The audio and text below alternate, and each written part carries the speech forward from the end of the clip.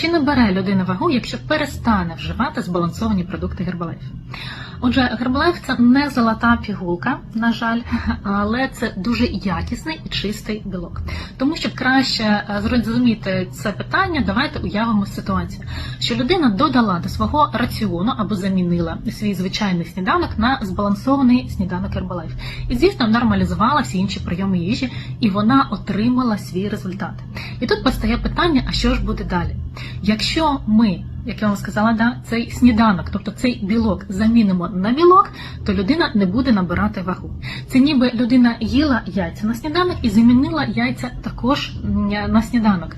І якщо людина замість цього білку не додасть до свого раціону або не замінить цей білок на бутерброди з маслом, то, звісно, вона не набере вагу.